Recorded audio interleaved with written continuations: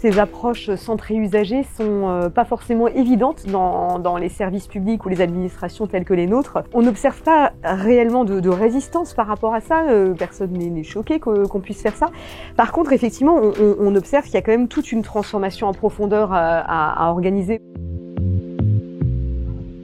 Souvent, on est dans une culture qui pointe ce qu'on n'a pas su faire, ce qui est raté, et d'arriver effectivement à renverser un peu la vapeur et à valoriser ce que l'on fait pour mieux pouvoir en profiter, mieux pouvoir l'exploiter.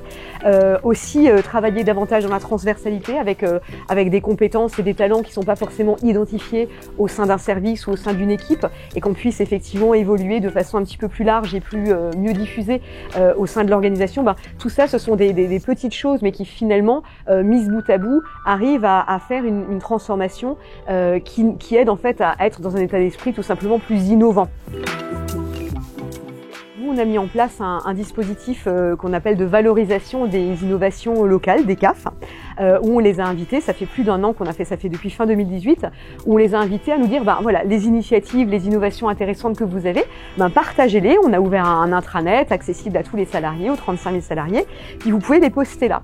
Et en fait, si on va pas les solliciter, si on va pas les chercher, les gens ne les postent pas. Et on a vraiment vu avec ça que la culture n'est pas là de se dire, tiens, ce que j'ai fait, ça a peut-être de la valeur et je vais peut-être le partager avec les autres. Et c'est aussi signe qu'on a aussi parfois peur d'ailleurs du regard des autres. On se dit, je vais poster quelque chose, mais si ça se trouve c'est ringard, je vais essuyer des critiques. Et donc il y a vraiment toute cette mentalité à retravailler pour essayer aussi de redonner confiance et d'avoir un autre regard en interne aussi sur ce qu'on fait. On a vraiment une posture tout à fait humble, puisque les CAF, elles innovent depuis bien longtemps et depuis bien avant qu'on ait structuré une démarche d'innovation. Et vraiment, la démarche d'innovation, elle a vocation à favoriser, donc à soutenir les dynamiques d'innovation qui existent déjà dans les CAF, à repérer les innovations, mais aussi à soutenir les innovateurs. C'était pas qu'un discours de dire vous faites certainement des choses très bien, mais c'était vraiment les inviter à les partager et pour nous à les réexploiter, à les essaimer, voire même à les généraliser parfois.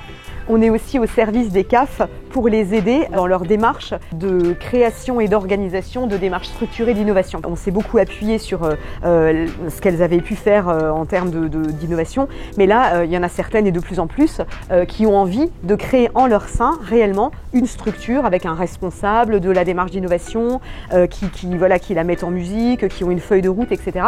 Et donc nous, on se met à leur service, presque en mode consultant interne, pour les aider là aussi dans cette démarche et les appuyer.